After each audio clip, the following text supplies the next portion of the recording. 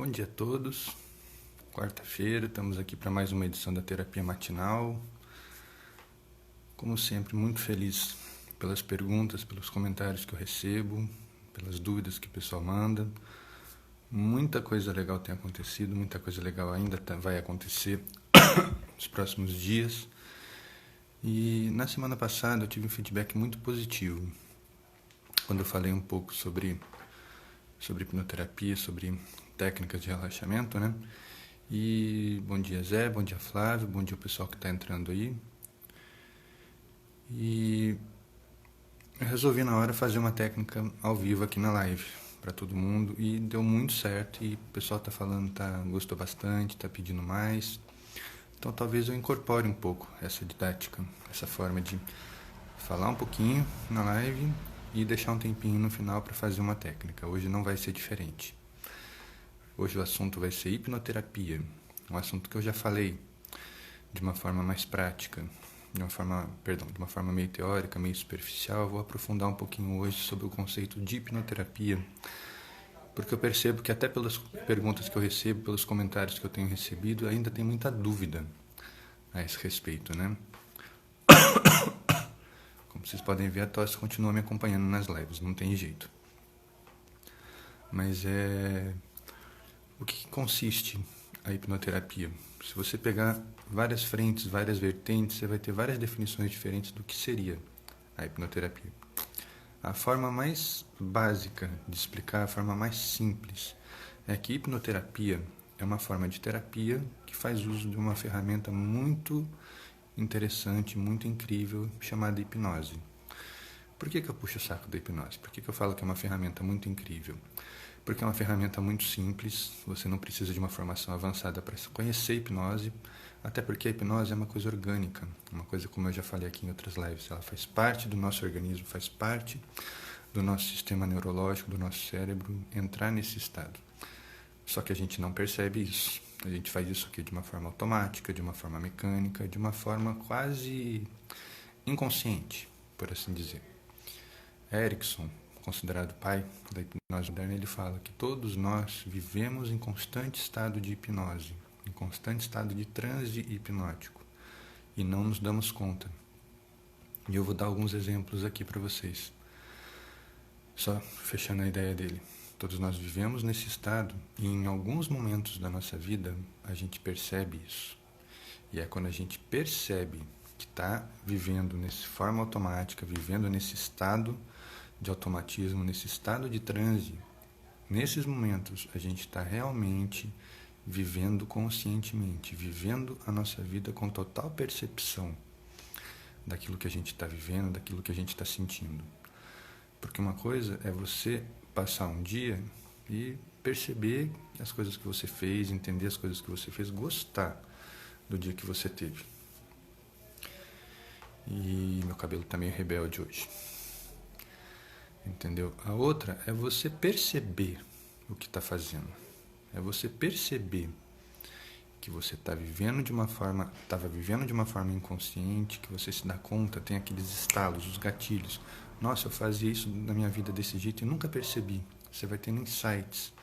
E a partir desses insights você vai melhorando a sua forma de viver, a sua forma de você perceber os seus dias. Quando Erickson fala que todos nós vivemos nesse estado de transe, ele está dizendo exatamente isso. Que a gente é treinado pelo nosso cérebro mesmo a viver dessa forma, a viver de uma forma autônoma, sem perceber. É natural, não é que está certo, não é que está errado, é natural do ser humano isso. Porque se a gente for parar para pensar, nós somos um conjunto de 5 sentidos. Visão, paladar, olfato, audição e tato. Tato eu quero dizer pele, porque não tem como tocar outras partes aqui. Mas aquilo que a gente sente são 5 sentidos que estão sempre atentos, estão sempre ativos, entendeu? E não desligam. Então o que acontece?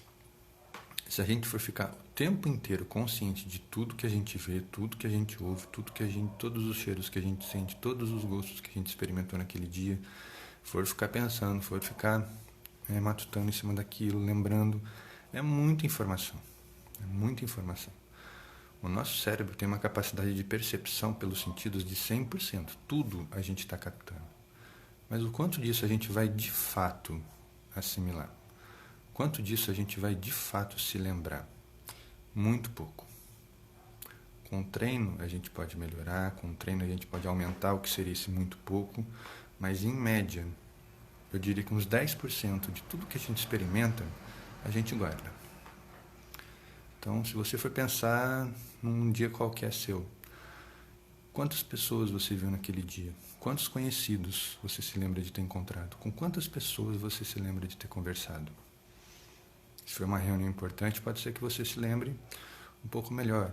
Agora, de estar andando na rua e perceber quantas pessoas você encontrou, por quantas pessoas você passou, né? Estava ouvindo uma música a caminho de casa, ou no ônibus, ou no próprio carro. Quantas músicas você escutou? Você lembra? Seu cérebro, com certeza, ele lembra.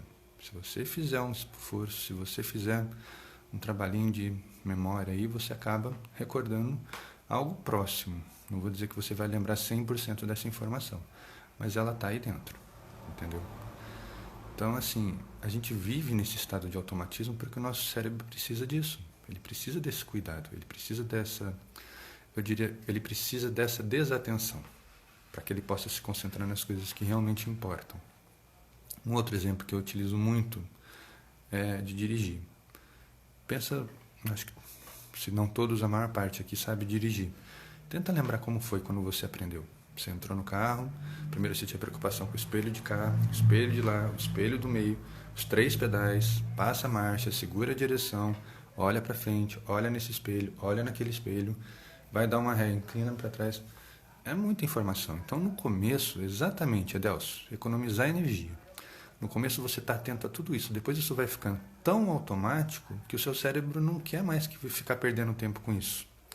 Então, ele vai desligando as chavinhas daquilo que não é importante para naquele momento. Então, o que o seu cérebro vai fazer? Ele vai poupar energia para o que realmente importa. Se eu estou dirigindo, eu não tenho que ficar pensando nos pedais, na marcha, nos espelhos. É automático. Você entra no carro, quando você vê, você já está mexendo no espelho. E eu não sei se já aconteceu com você, já aconteceu comigo. Às vezes está entrando no banco do carona e aquilo está tão automático para mim que eu já estou olhando para os espelhos, já estou prestando atenção nos espelhos. Aí eu paro e falo, não estou dirigindo, calma. Menos ansiedade, menos. Então, assim, como eu falei, é um processo natural do nosso cérebro para poupar energia para aquilo que realmente interessa, né? Então, o nosso cérebro ele vai resumir as nossas atividades ao que importa. Se eu estou dirigindo, o que é importante? O caminho que eu estou fazendo e as outras pessoas que estão dirigindo em volta, estão nas outras mãos e tudo mais. Tudo isso faz parte do processo. Se a gente fizer um exercício, a gente lembra de tudo que a gente faz no dia. Mas olha quanta informação desnecessária. Importa para você quanto tempo você leva para ajustar os espelhos do seu carro quando você entra? Por mais que você deixe ajustado, você vai olhar. Você vai ver se ele tem... Você vai mexer 1 milímetro nesse espelhinho aqui, mas você vai encostar a mão nele. Quando a próxima vez que você entrar no carro, você percebe para você. Pode ser que você não faça isso agora por pirraça, porque eu te falei, agora você tem consciência de que você vai fazer isso. Mas todo mundo faz isso. Desculpe. Então, assim, como o Pensarse aqui falou, generalização. O nosso cérebro ele tende a reduzir o valor emocional das coisas que não têm importância para que a gente foque naquilo que importa, né? Então, isso tudo que eu estou falando, gente, é um processo natural. A hipnose, ela é uma coisa orgânica que a gente tem dentro da gente. Ela é uma parte da programação do nosso cérebro de como ele opera, tá? Edelso aqui está falando como o cérebro define aquilo que é importante para se tornar memória. Então, Edelso, o que é importante para ser memória, ele vai associar experiência com valor emocional, com uma carga afetiva, né? Como eu falei, se você tentar lembrar de ontem, quantas pessoas você encontrou? Você não vai conseguir. Ou talvez você consiga um número muito próximo das pessoas importantes para você que você encontrou. Agora, se você teve uma reunião importante, você lembra exatamente quantas pessoas tinham nessa reunião. Você pode não lembrar de cabeça, você vai fechar os olhos e lembrar por alto, vai lembrar, estava lá fulano, beltrano, cicrano, você vai lembrar quantas pessoas tinham naquela sala. Por quê? Porque a reunião foi muito importante para o seu dia. Então, é importante para o seu cérebro guardar pelo menos por um tempo, essa informação. Daqui 2, 3 semanas você também já não vai lembrar com tanta facilidade quanto as pessoas tinham. Por quê? Porque essa informação é irrelevante para você. Entendeu? Então, memória, ela vem associada de uma experiência real, sensorial mesmo. Você estava presente, você conversou, você viu, você ouviu, você sentiu aquele contato, aquela experiência, aquele evento, né? E aquilo tem um efeito dentro de você. Pode causar uma carga emocional muito grande, seja um estresse, seja uma ansiedade, seja um medo no caso de um trauma, mas aquilo vai ter um efeito dentro de você. Teve esse efeito, seu cérebro vai pensar, opa, isso é importante, deixa eu lembrar. Aí a HD que você tem dentro de você vai achar um espacinho para armazenar essa informação, né? Só que até a forma de escolher como vai armazenar isso, como definir a pessoa com memória fotográfica. Já chego lá, Zé, bem pensado, bem lembrado. A forma de definir como e onde armazenar essa memória é o grande mistério. Como funciona a HD que a gente chama de cérebro? Ainda é uma coisa muito indefinida. Veja aí quanto tempo a gente tem de ciência, quanto tempo a gente tem de medicina, e até hoje ninguém sabe exatamente como forma essa informação. Eu vou falar por mim. Uma das teorias, das muitas teorias que eu acho assim, a mais plausível, é que o cérebro armazena essa informação na forma de uma informação bioquímica. Como é que funciona isso? Lembrando que o neurônio, ele é uma célula, né? O nosso cérebro ele é um transmissor elétrico que não funciona por base de bateria. A gente não tem um choquinho aqui dentro que vai estimulando. São reações químicas, são neurotransmissores, são fugiu a palavra, aminoácidos, entendeu? São mecanismos aí de respiração celular, de alimentação celular. Essa é a forma que a gente processa as informações dentro do cérebro. Tudo óbvio, é muito complexo, são cargas assim minúsculas, diminutas, que se não se encosta na cabeça você leva choque, basicamente. Quando a gente está estressado isso até acontece, mas é outra história. Mas focando, é armazenado de uma forma bioquímica aqui dentro, entendeu? Então, assim, tudo que a gente tem dentro da gente é celular. Portanto, é químico, portanto, é bioquímico. E o cérebro ele vai armazenar essas fotografias bioquímicas dentro dele. Ele não vai guardar esse evento, mas ele vai compor um conjunto muito específico de informações. E é isso que vai ficar armazenado em determinados neurônios. Entendeu? Quando ele vai evocar essa memória, ele não evoca a memória inteira de uma vez. Ele vai buscar pontos da memória. Entendeu? Que nem o Zé aqui em cima perguntou, como definir uma pessoa com memória fotográfica? A forma de armazenamento da memória dessa pessoa, Zé, linkando com essa teoria da bioquímica, como eu falei, existem várias, essa é a que me satisfaz, então eu estou falando aquela que eu conheço melhor, que eu estudei mais a fundo, e a que ao melhor me identifico. Se você procurar, você vai achar várias outras aí. Então, assim, o cérebro é um grande decodificador. Ele vai olhar para aquela fotografia daquela reação química e ele vai ser capaz de transformar aquilo numa outra informação. Pode ser visual, pode ser olfativa, pode ser auditiva, entendeu?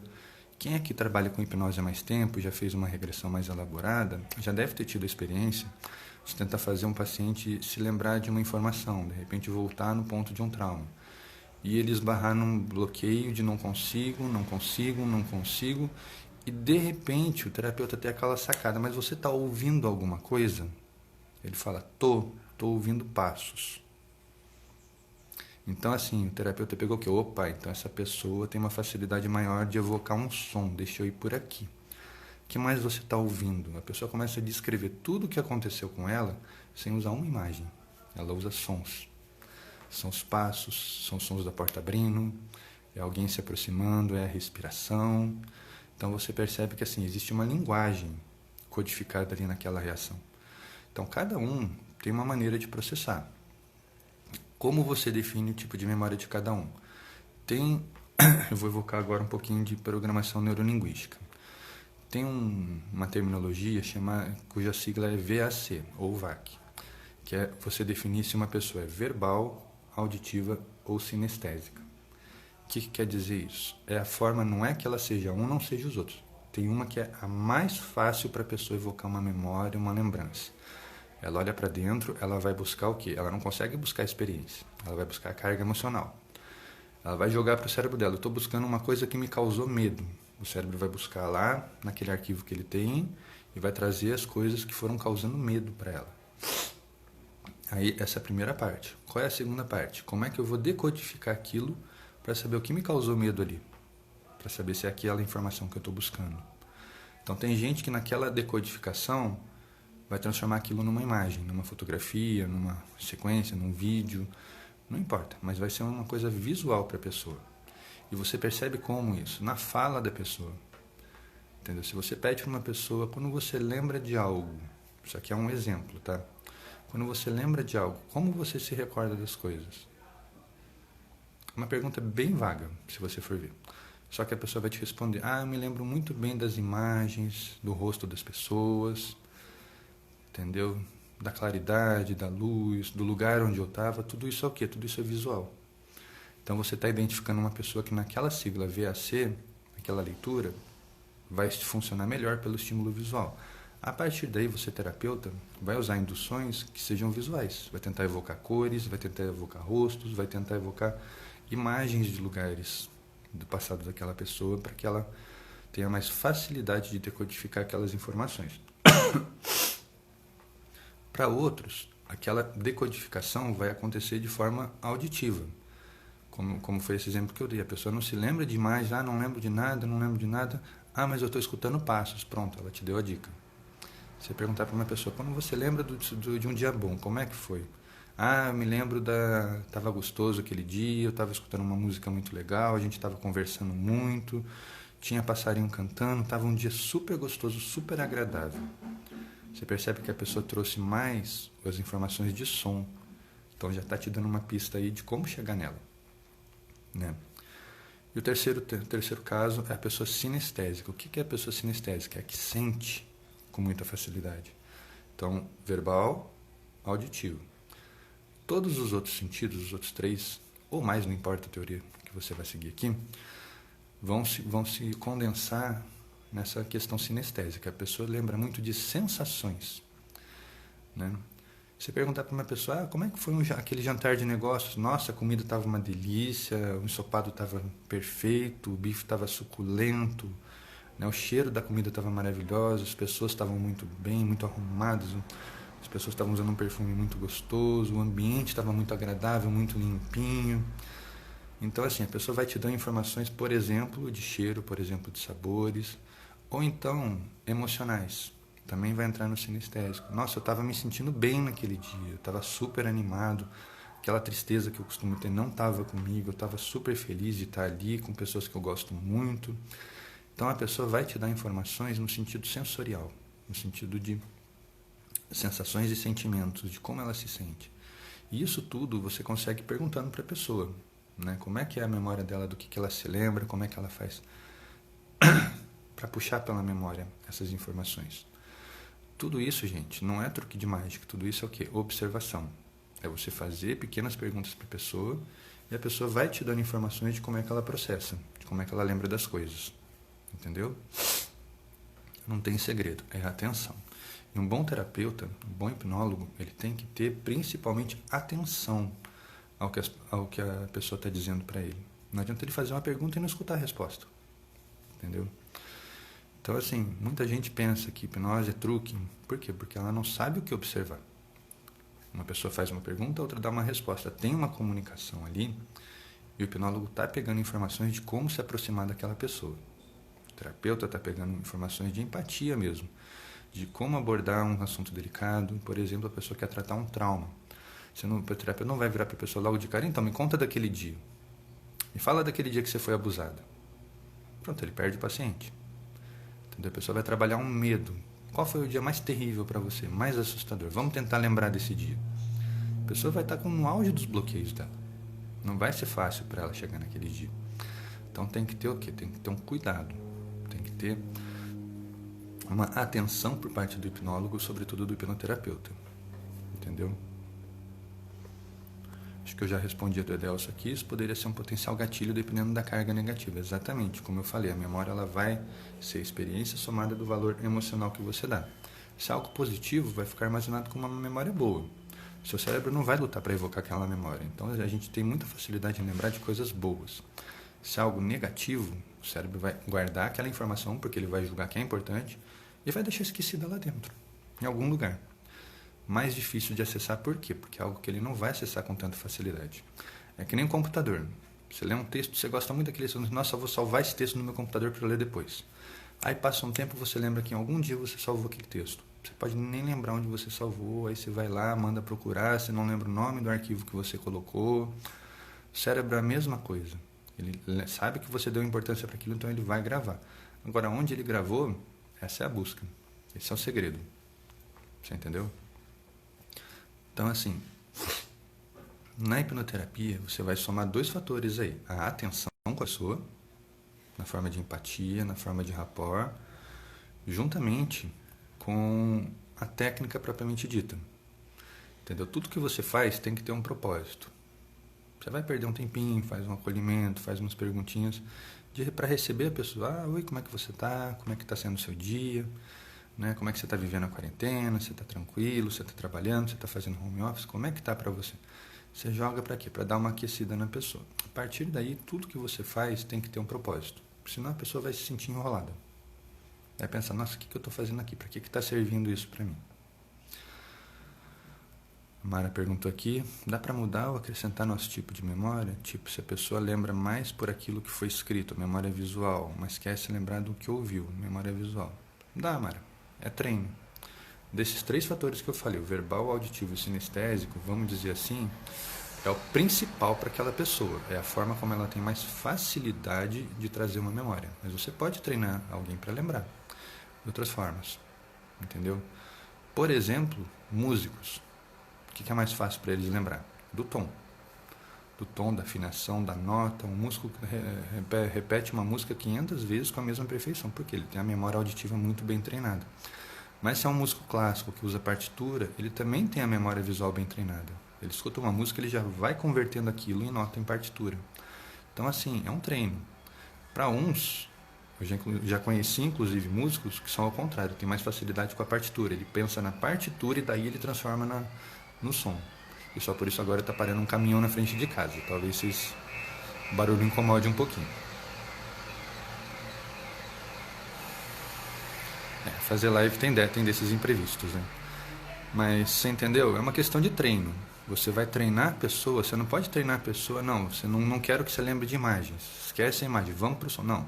Você vai tirar a pessoa da zona de familiaridade dela. Você tem que usar a zona de familiaridade. Tá, você lembra daquele dia gostoso, estava claro, no parque, cheio de flor, mas tinha passarinho cantando? Tinha alguém conversando? Você vai estimular a pessoa a prestar atenção na outra forma sensorial, na outra forma de perceber. Entendeu? Você vai usar a familiaridade daquela pessoa. Entendeu?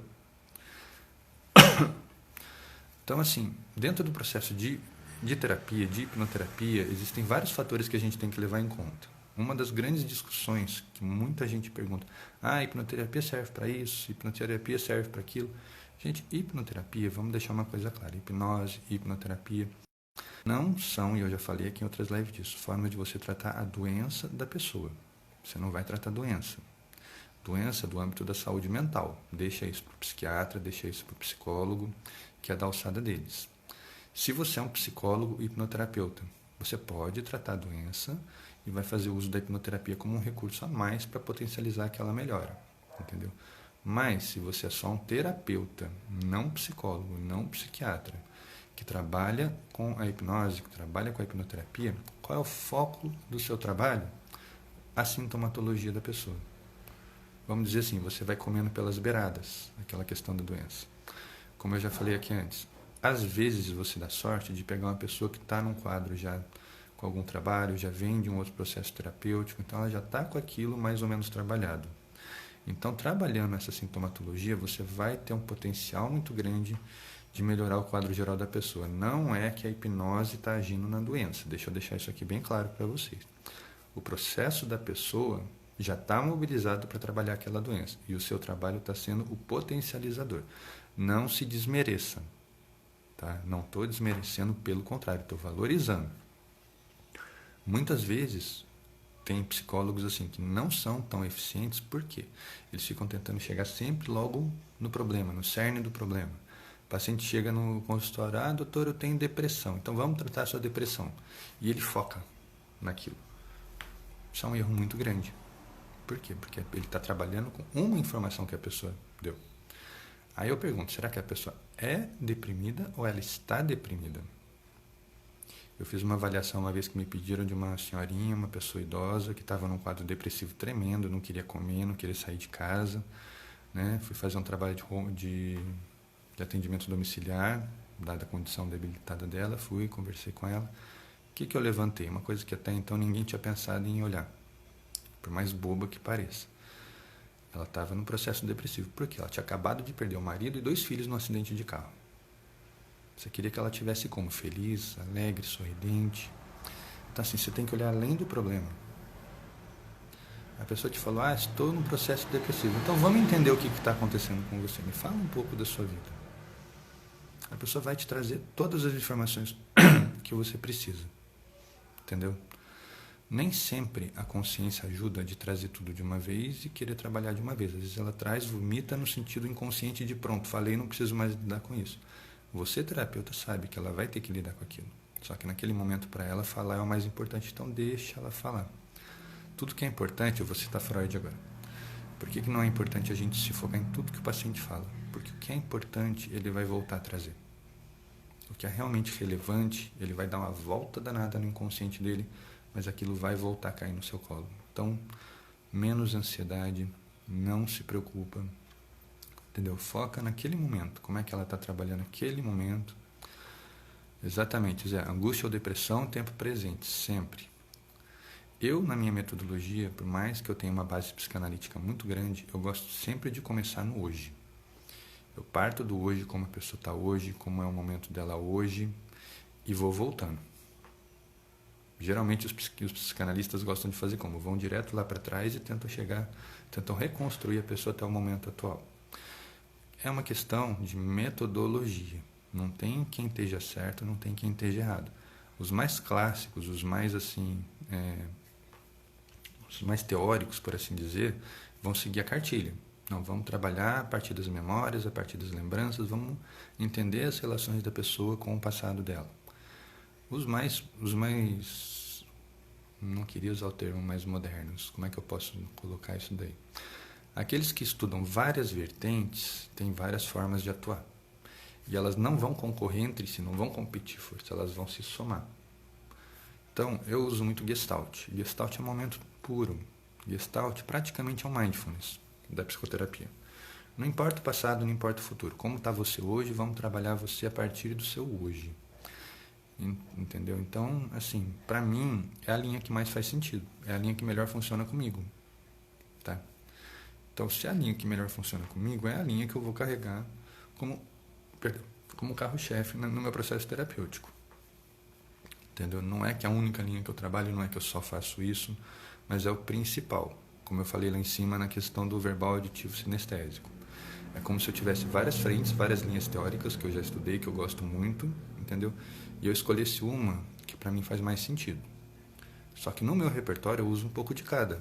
Às vezes no próprio atendimento eu misturo um pouco de psicanálise com comportamental, com behaviorismo, com gestalt, com psicossomática. Eu vou integrando aquilo que é importante. O paciente é que vai me dizer qual é o caminho que aquela terapia vai seguir. Entendeu? Wagner perguntando, como iniciar a hipnose?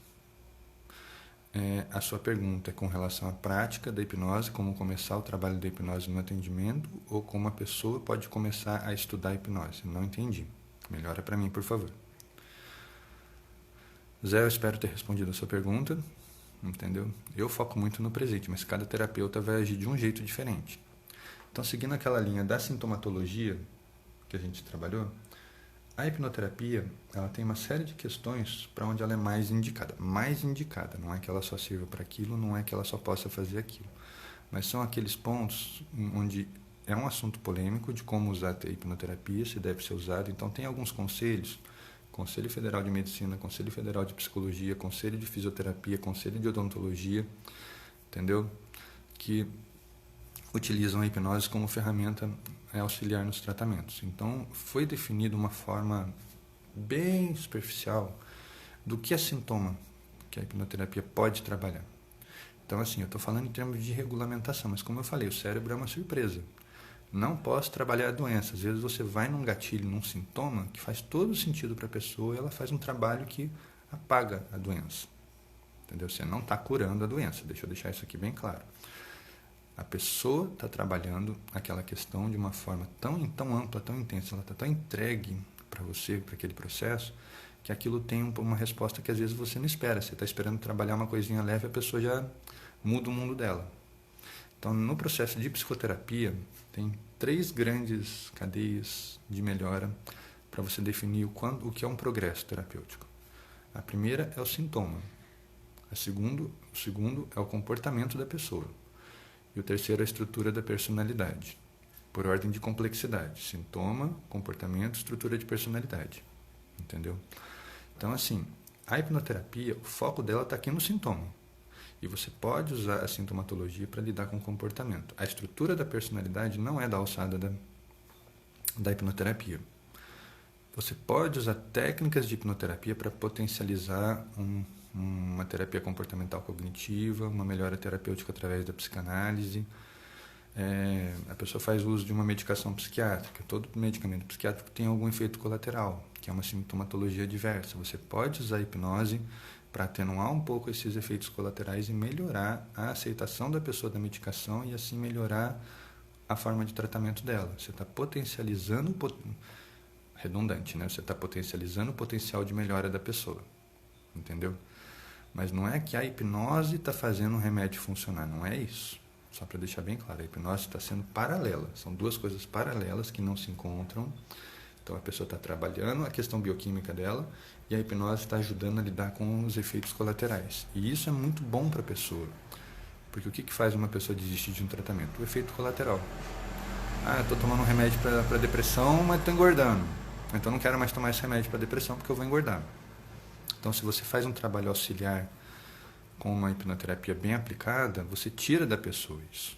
Entendeu? Você consegue trabalhar esse efeito colateral de modo que ele seja mais atenuado e a pessoa não resista tanto àquela melhora. Se você está potencializando a terapia, a melhora vai ser mais rápida. Tá? Por quê? Porque o tratamento vai ser mais bem aceito. Então, o que é uma terapia mais rápida? Só para deixar bem claro que é uma comparação que eu abomino. Algumas pessoas usam até como propaganda. A psicanálise tem resultado em 10% dos casos, o comportamental 50%, a hipnoterapia tem resultado em 90%. Isso é uma grande besteira. Tá? Vou ser curto e grosso. Isso é uma grande de uma besteira, balela. Por quê? Se a pessoa vem tratar uma questão leve, a hipnoterapia vai ter resultado às vezes em uma sessão. Pode acontecer. Mas você não pode dizer para a pessoa que você vai fazer melhorar em uma sessão, porque vai que não funciona. Você não sabe qual é o ponto que ela está daquilo. Então, assim, você vai trabalhar uma questão leve, a hipnose, às vezes, em uma terapia, você consegue trabalhar aquela questão com a pessoa. Só que, às vezes, pode ter um fundo mais intenso, mais interno. Então, você trabalhou aquela questão, pode surgir uma outra advinda daquilo. Por quê? Se o inconsciente da pessoa percebeu que aquela linguagem não está mais servindo para ela se esconder, ela vai atrás de outra. É que nem pescar. Você está vasculhando lá o fundo do mar, jogando a isca, aí o peixe percebe uma coisa em comum, ele vai para trás de uma pedra. Aí você vai contornando com a sua linha para trás dessa pedra, ele vem para trás de outra pedra. Você fica brincando de perseguir o peixe naquela pescaria até você deixar ele numa posição de ele não tem mais opção mais onde se esconder de você. Entendeu? E o inconsciente basicamente é isso. Se você não trata a questão, você vai tratar sintoma. A hipnose foi feita na forma terapêutica de focar no sintoma. Para quê? Para você ir eliminando os sintomas, vai podando essa roseira e só sobre o halo principal, que é a questão realmente a ser tratada da pessoa. Quando ela não tem mais opção, não tem mais para onde correr, onde se esconder, ela vai ter que trabalhar aquilo. Então, você fez um grande trabalho para essa pessoa, você tirou dela o poder de fugir do problema. A partir daí, é com ela, não é com você. Ela pode chegar naquele ponto, botar tudo de volta ali, colar todas as folhinhas que você cortou e voltar a se esconder. É uma escolha dela. É um processo dela e você, terapeuta, vai ter que respeitar e saber lidar com isso. Como acontece muitas vezes em hipnose mesmo, você está trabalhando uma regressão, você, hipnoterapeuta, tem experiência com a regressão, você sabe que a pessoa está chegando no problema, você está já naquela expectativa, agora vai. Ela dá 10 passos para trás e volta para o começo, às vezes sai do transe até. Você está lá trabalhando na questão, não, vou abrir a porta do problema, então vamos abrir essa porta. A pessoa abre o olho, olha para você, eu acho que eu saí do transe. É um mecanismo de defesa. Você, terapeuta, vai ter que lidar com isso. É a resistência da pessoa. Se fosse fácil lidar com trauma, ela não teria trauma. Pensa por aí. Então, assim, a questão da sintomatologia que eu falei é a primeira vertente de mudança de uma pessoa. Se você trata o sintoma, sobra o quê? O comportamento, o que realmente está pegando naquela pessoa. A partir daí, ela vai tomar uma decisão. Eu vou além ou já deu para mim? Já sei onde está o problema, ótimo, já é suficiente para mim. E tem aqueles que não, tem aquele paciente que você começa a trabalhar em um problema, ela já chega direto no cerne do problema e já fala para você, eu acho que o problema está aqui. E aquilo vai ter uma assertividade tão grande que você vai se achar o melhor terapeuta do mundo. Na verdade, para você se sentir o melhor terapeuta do mundo é porque a pessoa tem que ser o melhor paciente do mundo. Já tem que estar com aquilo muito claro para ele, já tem que ter uma facilidade de olhar para dentro e achar aonde estão os grandes gatilhos. Entendeu? Não desmerecendo novamente o terapeuta. Mas todo o processo terapêutico depende inteiramente da pessoa. Da mesma forma como a hipnose, a gente fala sempre, não existe eu vou te hipnotizar. Você vai ser hipnotizado por mim, não existe isso. O que existe? Você vai se hipnotizar. E eu vou te ensinar como fazer isso. Eu vou pegar essa ferramenta maravilhosa que eu conheço e vou dar na sua mão e falar, a partir de agora ela é sua, use com sabedoria, use com moderação. Para que serve isso? É um processo psicoterapêutico, entendeu? Perdão. A psicoterapia, é que nem eu falo para os meus pacientes, não começa da porta para dentro, começa da porta para fora. Da mesma forma, o inconsciente da pessoa. Não adianta ela depender que você fique mostrando as coisas para ela. Ela tem que ter meios de reconhecer. Freud, Charcot, Breuer, Lacan, os clássicos da psicanálise, eles trabalhavam com as lacunas de compreensão e de memória da pessoa, porque ali estavam instaladas as neuroses, ali estavam instauradas os medos, os traumas. Conforme você vai tirando isso da pessoa, ela vai conseguindo preencher a história dela e não deixar formar novas lacunas, ela está entrando num processo de amadurecimento psíquico de modo que ela possa lidar com o que vier na vida dela. Por quê? Uma mente doente, ela forma traumas, forma fobias, forma angústias. Esse é o processo dela. Por isso, ela é uma pessoa neurótica. Ela tem uma dificuldade, ela vai formar um novo trauma dentro dela. Quando a pessoa trabalha em terapia e você lida com essa capacidade, você está fazendo com que a pessoa não faça mais isso. Isso não é uma opção para você. Você tem que lidar com isso. Você não sabe lidar com as pessoas que gritam com você. Então nós vamos começar a treinar como lidar com isso. Você não pode fugir a vida inteira. Você não pode se esconder a vida inteira. Você tem que ter coragem, pelo menos, para ficar ali, ouvir e não deixar que aquilo te afete. Se desse ponto em diante a pessoa vai começar a revidar, aí é com ela. Mas você está ensinando o quê? A ficar e bater de frente. Chegar a pessoa, botar o dedo na cara dela, falar, e ela, dá licença que eu tenho mais o que fazer. Pronto. Enfrentou a situação, você causou uma modificação comportamental. O sintoma de fugir, o sintoma do medo, você já trabalhou. Você chegou no comportamento, que é enfrentar. O terceiro passo, que é a personalidade da pessoa, isso aí é ela quem vai trabalhar. Isso é dela. Ela pode continuar sendo uma pessoa medrosa, mas a partir dali ela aprendeu o quê? Prende o ar, enfrenta, sai de fininho, quando está lá longe, ufa, que alívio. Mas ela enfrentou. E conforme ela vai fazendo isso, ela vai ficando mais forte, mais preparada, mais capacitada. Entendeu? Então a hipnoterapia vai entrar no consultório nesse sentido. Deixa eu buscar uma pergunta aqui. Wagner não me respondeu. Ele perguntou como começar a hipnose. Então, assim, daqui a gente está de tempo, bem avançadinho já. Como começar a hipnose? A hipnose tem várias fases para acontecer. De um modo geral, você tem a fase do rapport, que é a recepção do paciente. Como você vai lidar com aquele paciente, como você vai abordar a questão com ele. A segunda fase, muita gente já deve ter ouvido o termo pré-talk ou pré-conversa do inglês. ela é mais comum de você encontrar na mídia, entendeu? No entretenimento, num show, numa demonstração. Por quê? Você está pegando pessoas que não entendem muito de hipnose e quer apresentar hipnose para elas.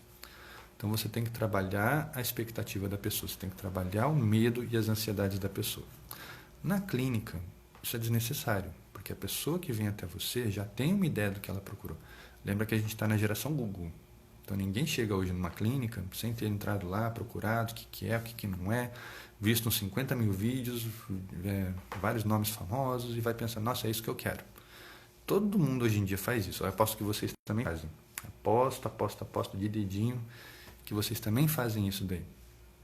Entendeu? Vou trabalhar um paciente cuja queixa é trauma. Deixa eu dar uma olhadinha aqui na literatura de trauma, por mais que eu já tenha experiência com isso, deixa eu dar uma olhada no que está sendo falado. Deixa eu refrescar velhos estudos, deixa eu ver velhos livros aqui que eu não mexo há muito tempo. Todo mundo hoje em dia, todo bom terapeuta faz esse preparo, tem esse cuidado de olhar para si, de se preparar para o paciente, entendeu? Então, quando o paciente chega, você está pronto. Você passou. Então, assim, na clínica, pode acontecer. Às vezes você está fazendo um outro trabalho com a pessoa e, de repente, você traz a possibilidade da hipnoterapia. Pode ser que você esbarre num trauma, pode ser que você esbarre numa resistência da pessoa. Opa, como assim hipnose? O que é isso? Aí você vai fazer... Você não vai dar uma aula de hipnose, por favor. Senão a pessoa vai morrer de sono na sua frente, você não vai botar ela em transe, você vai botar ela para dormir. O que você vai fazer? Você vai falar por alto qual é a metodologia. Eu, particularmente, eu nem uso a palavra hipnose. A não ser que a pessoa me procure já como hipnoterapeuta, então ela já sabe do que eu estou falando. Eu nem uso a palavra hipnose. Eu falo, vamos fazer um exercício de relaxamento. E a partir daí eu entro na hipnoterapia. E é muito legal. Entendeu? É um recurso muito legal. Quem não conhece, fica de olho nas lives, que nas próximas eu vou dar alguns roteirinhos aí, de como começar a engatilhar aí por esse mundo. Entendeu? Mas assim, o pré-talk é você apresentar a hipnose para a pessoa. A partir daí você vai para a indução, que é a mágica, por assim dizer. É o famoso Durmajá, de Fábio Puentes, o hipnólogo mais famoso aí, sem dúvida nenhuma, no mundo. O famoso Durmajá. Ele não tem poder mágico. Existe uma técnica, existe um conjunto de coisas em que ele faz ao mesmo tempo para chegar no Durmajá. E é tudo isso que a gente vai trabalhando na questão da hipnoterapia. Entendeu? Tem formas de você fazer, tem local, tem tempo. Você não vai fazer uma terapia na rua, você não vai encontrar a pessoa na padaria. Tô com trauma, vem cá, deixa eu te hipnotizar para lidar com isso. Calma, segura a ansiedade. Na sessão passada, na live passada, olha eu falando de sessão, eu fiz um exercício de relaxamento profundo. Quem participou deve ter algumas opiniões, queria que vocês comentassem, deixassem para mim, para eu ter um feedback. Outras pessoas já me mandaram, eu gostei bastante. Fizeram algumas críticas, eu já anotei para não cometer os mesmos erros nas próximas. Então, nesse momento, a gente vai brincar de fazer uma indução. Existe um cara muito famoso chamado Dave Elman, que foi um dos grandes teóricos da hipnoterapia, e ele trouxe dos livros para a forma prática. Ele queria uma forma... Não vou me aprofundar muito falando de Elman, tá bom? Mas quase todos os hipnólogos de hoje em dia usam muito, em maior ou em menor grau, a indução que ele criou. Chama indução de Elman. Eu convido vocês agora, deixa eu botar uma musiquinha aqui de fundo, porque eu sem música eu não funciono. Não adianta, já tentei várias vezes. Cadê minha musiquinha? Aqui. Era para ela estar pronta, mas por alguma razão ela não está.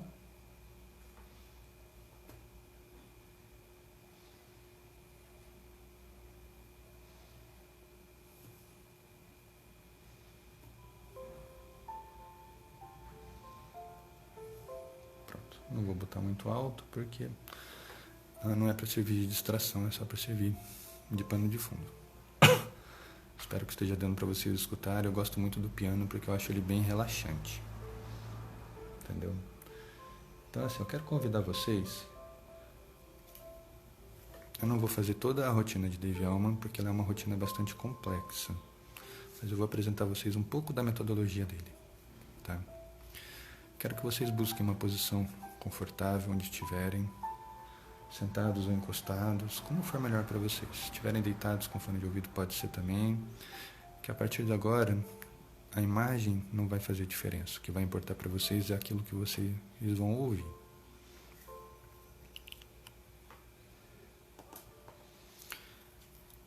Eu quero que vocês respirem fundo, relaxando. Sintam o corpo ficando mais leve. Sintam a musculatura ficando mais tranquila, mais relaxada. Deixe essa respiração espalhar pelo corpo. Essa sensação de leveza, essa fluidez. Tem pessoas que sentem às vezes um leve formigamento. É o corpo relaxando, é a circulação ativando em todo o potencial. E é a consciência do corpo aumentando. E a cada respiração vocês vão ficando mais e mais tranquilos, mais e mais relaxados. Respirem uma vez, deixando o corpo ficar cada vez mais tranquilo, encontrando a melhor posição, a mais confortável para vocês nesse momento. E agora eu quero que vocês fechem os olhos e continuem respirando bem devagar, bem leve. Sintam a musculatura do rosto relaxando a cada respiração. Conforme o ar entra, ele vai massageando por dentro a cavidade nasal, os seios das faces, como uma mão carinhosa, espalhando essa calma, essa ternura. E conforme vão expirando, esse relaxamento vai se espalhando, vai aumentando, vai tomando conta de toda a cabeça, o rosto, o nariz, os olhos. Abre e fecha a boca. Deixa as tensões desaparecerem. Relaxa o maxilar. E sente os músculos dos olhos ficando leves, quase grudados, de tão tranquilos, de tão relaxados. E você vai fazer um teste agora. Você vai abrir e fechar os olhos, percebendo que cada vez que você fecha novamente, esse relaxamento aumenta em mais e mais. Abre e fecha os olhos, sente esse relaxamento aumentando. Abre e fecha mais uma vez. E percebe que a partir de agora os olhos já não vão mais abrir, porque o corpo está tão relaxado que ele não precisa aumentar essa tranquilidade. Ela já está se espalhando junto com o ar, junto com a circulação que vai sendo ativada. Percebe como a cabeça está tranquila, está leve. Percebe como a musculatura e esse relaxamento vão descendo pela coluna, causando um arrepio nas costas, conforme ela vai se soltando. Os ombros vão pendendo, os braços vão pendendo, e o corpo vai perdendo todo o peso. Sente os braços afundando no encosto, sente as costas se largando, sente a coluna perdendo toda a tensão. E se você tem uma dor nas costas, percebe que ela vai diminuindo a cada respiração, conforme aquela mão vai descendo.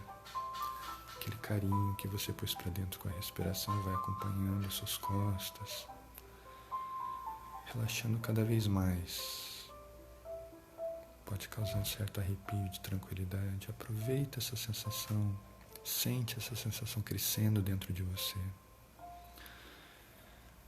E percebe que por mais que você faça força, as mãos não se levantam, porque elas não querem.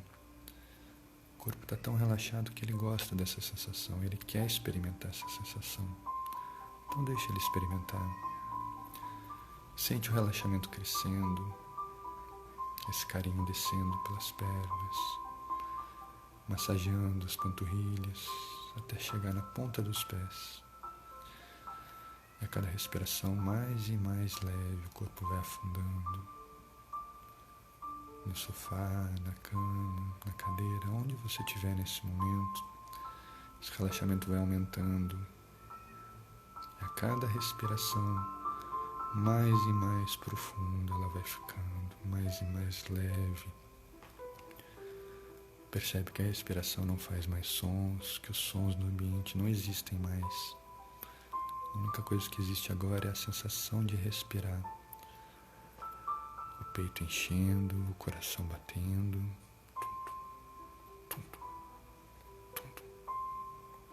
Como um tambor que vai se espalhando por todo o corpo.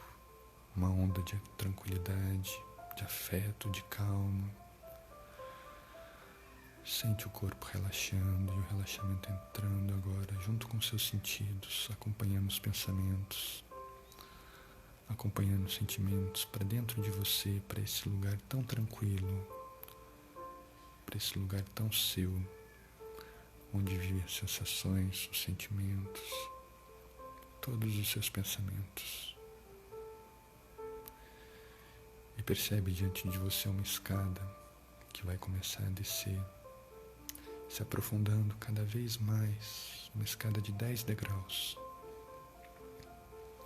E a cada degrau, a cada passo, você vai relaxando mais e mais, e começando uma nova contagem a cada passo. No primeiro degrau, 2 vezes mais relaxado. 2, mais relaxado ainda. 3, mais e mais relaxado, mais leve, mais tranquilo. 4, respirando com tanta leveza que o corpo quase flutua. 5, 6, se aprofundando cada vez mais nesse lugar tranquilo, nesse lugar seguro, nesse lugar tão seu. 7, 8, percebe que agora até os pensamentos vão ficando para trás e a única coisa que vai com você são os seus sentimentos, são as suas sensações. 9, respirando com tranquilidade. E 10 vezes mais relaxado, mais tranquilo, buscando dentro de você esse lugar seguro, essa lembrança, essa imaginação, que pode ser um lugar real, ou pode ser um lugar que você já viu num filme, um lugar onde você se sente protegido, se sente amparado, se sente longe dos problemas, das angústias, dos medos. E percebe que dentro de você, dentro desse lugar, nada mais pode te incomodar, porque os pensamentos ficaram lá longe, os incômodos, os medos, as ansiedades, tudo isso ficou para trás. E nesse lugar só existe você e a sua tranquilidade e as lembranças que você decidir levar com você. A memória de pessoas, a memória de eventos que você queira, que tenham acesso a esse lugar, que sejam importantes para você e para ajudar nesse relaxamento, nesse processo. Então respira bem fundo. Sente a paz desse lugar, sente a calma acontecendo dentro de você. Grava cada sensação de paz e de tranquilidade que cresce a cada respiração.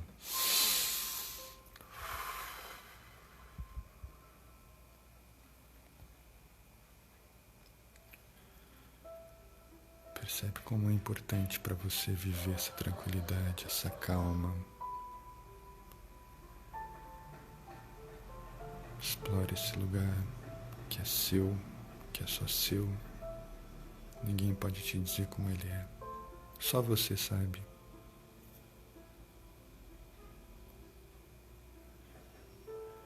E agora, por mais que a gente queira permanecer aqui, a gente tem que voltar para o aqui e agora. Voltar por aquela escada. Mas lembra que a partir de agora, todas as vezes que você fechar os olhos e respirar fundo, você vai lembrar desse lugar. E como um estalo, como uma campainha dentro de você. Cada vez que você fechar os olhos e respirar fundo, você vai imediatamente voltar para esse lugar, sentindo essa calma, essa ternura, essa tranquilidade que está aí para você, que faz parte de você e que ninguém nunca vai poder tirar de você. Então vamos voltando por aquela escada. Só que dessa vez você não vai deixar nada para trás. Você não vai deixar a ternura para trás, você não vai deixar a calma para trás, você vai trazer elas com você. Porque elas são partes de você e vão fazer parte do seu dia. E é com essa tranquilidade que você vai passar por todos aqueles pensamentos que ficaram na escada. E aquilo que não for importante, você vai deixar lá, naqueles degraus caídos. Deixe eles guardados, porque agora é a hora de levar a tranquilidade para o seu dia, enfrentar os problemas, enfrentar as dúvidas, com um novo olhar, com novos sentimentos. Eu vou contar de 10 até 1, e quando eu chegar em 1, e só quando eu chegar em 1, você vai respirar bem fundo, vai mexer os braços e vai se dar um abraço, como se você se cumprimentasse para esse dia, que vai começar de uma nova forma. 10, respirando fundo. 9, 8, o corpo vai voltando a despertar. 7, 6, o coração vai batendo mais tranquilo, vai despertando as sensações do corpo. 5, 4, percebe os braços voltando a se mexer, mexe a ponta dos pés, sente o corpo, recuperando a tensão, recuperando o tônus. 3, vai mexendo de leve, explora os movimentos. 2, cada vez mais tranquilo, cada vez mais relaxado. 1, está na hora de abrir os olhos e de volta ao aqui e agora, deixando para trás aqueles pensamentos e se dando um abraço bem gostoso, te recebendo nesse novo dia, nesse dia que vai recomeçar a partir de agora. De olhos abertos, sente o ambiente em volta de você, sente a temperatura, começa a perceber os sons que estavam distantes, eles voltam a se aproximar, mas sem incomodar, sem atrapalhar, porque aquela calma veio junto com você. E um novo dia vai começar a partir de agora.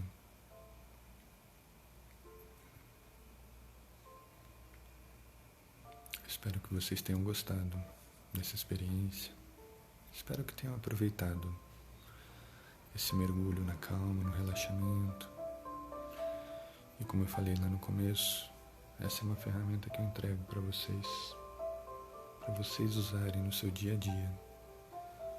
Vocês agora sabem chegar até esse lugar dentro de vocês, até essa calma e essa tranquilidade, e resgatar essa leveza que não tem tamanho e que é só sua. A gente vai ficando por aqui agora, nosso tempo vai acabar, daqui a pouco vai aparecer o reloginho aqui do Instagram. Mas eu espero que vocês tenham aproveitado, que vocês explorem essa ferramenta, essa experiência. Quem tiver questões, quem achar que não foi bom, que ficou com dúvidas, me manda uma mensagem, me manda um direct e a gente continua essa conversa. Eu falei de Dave Elman, mas eu fiz uma forma bem rápida, bem resumida do que é a experiência dele, até para uma questão de tempo. Quem sabe numa outra oportunidade eu faça a técnica inteira. Hoje a intenção era apresentar vocês para uma indução e mostrar como começar. Então a todos vocês que me acompanharam, a todos vocês que experimentaram essa técnica, espero que vocês tenham gostado. É o meu presente para vocês. Um bom dia para todos e até quarta-feira que vem. uma ótima semana e um bom recomeço de dia.